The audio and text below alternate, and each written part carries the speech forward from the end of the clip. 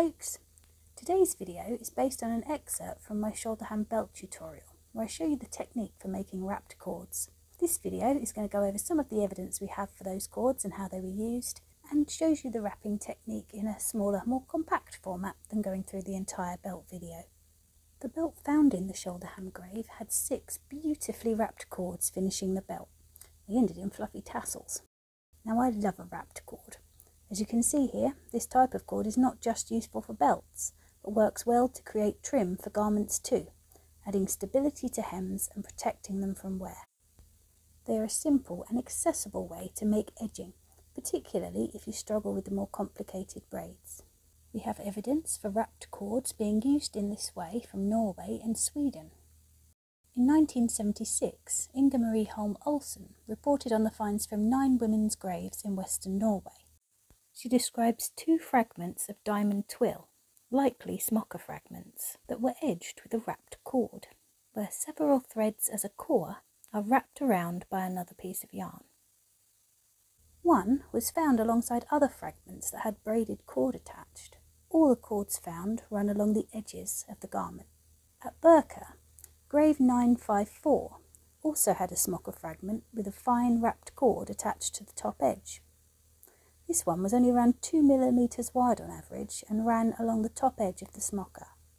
The video excerpt that you're about to see shows the wrapping method demonstrated on belt tassels, meaning that the belt itself is tied to a fixed point for me to wrap from. The technique is exactly the same for single cords, however you will need to attach your threads to a fixed point before you begin. And if you don't feel confident at maintaining the tension just with your hands as you wrap, you can tie the core threads to a weight. I often use one of my hagstones. You can let it dangle if you like the feel of that, or let it sit on the floor. Onward to the wrapping. Woohoo!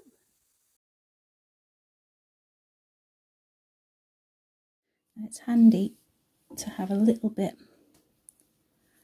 of tension on this as you start.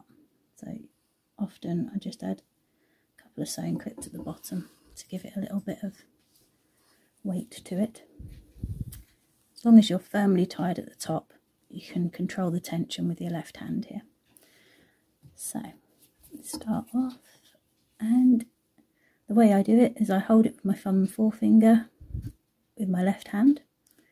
I use my left index finger to hook round and then pull from the top with my right hand. Now at the very beginning here, it's a little bit tricky. This becomes much easier as you'll get further down. You keep the 2 threads together. It's working with a doubled thread makes this a lot faster. If you're working with even thicker thread, then it would go more quickly again, but I quite like the fact that this is quite fine. Wrap it round, hook it, bring it over. That's starting to, there's a little gap there, so I'm just going to go back over that. Sometimes the top bits can be a little bit lumpy. How precise you want to get this is entirely up to you.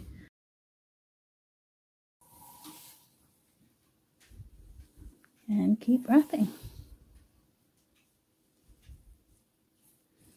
Now if I just check, yep, so this one has a fairly long green section at the beginning, so I'll carry on for a moment, and then when I get to the colour change I'll show you how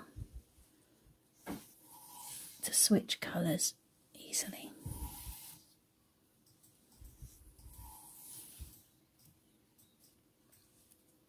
Okay, so you're ready to switch colours. You've got your different colour yarns here. They like to move around and dance about as you go, but it's very easy to find them. So you find the point at which they're naturally resting. And we are going to switch to orange first. So you tuck the red out of the way. You take your green over the top of your orange, and then your orange thread comes up and over the top of the green. So you can see there it's crossed, it's wrapped, comes up, and then you begin wrapping with the orange. Now the orange section here is very short, so I'm only going to do 3 wraps before we're then going to switch to the red. So I hope this is clear enough to see. I apologise, my camera skills are not up to much yet, but I will get better. So you're ready, you take your orange over, you get hold of your red, you bring the red up and over the orange, so they switch places. Bring your orange down, hold it tightly with the others, threads there for the core, and wrap again. And as you come over that join, just make sure that it's laid nicely over the join and you don't see it then. And you carry on in this fashion. I do 3 turns of this thread for each little bar on the pattern. We're going to switch again. Got our red there. Flip it. Bring the red down. Oh, that's come loose. So if it starts to come loose like that, just start again. Just bring it up to the top. Flip. Tuck your red down tight. Carry on wrapping with your orange. If your threads come apart, just ease off a little bit, come back, wrap again.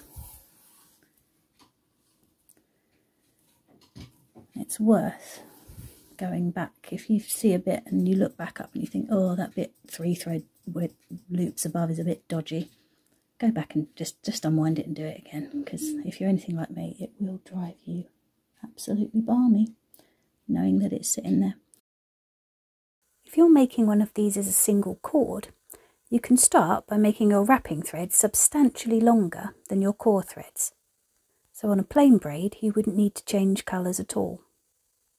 However, if you find that you do need to add in more wrapping thread, lay your new piece alongside your core threads, wrap them together for a good centimetre or so, and then the new piece is ready to use. And that is all there is to it. A simple technique that can be used to stunning effect. Thanks for watching, folks. Do pop me a message if you have any questions, and check out the description for links to sources for this type of cord and lots of other lovely info. Here is a whole playlist of in-depth tutorials on a variety of authentic braids for you to check out. I hope you all have a wonderful day and very happy wrapping. Bye!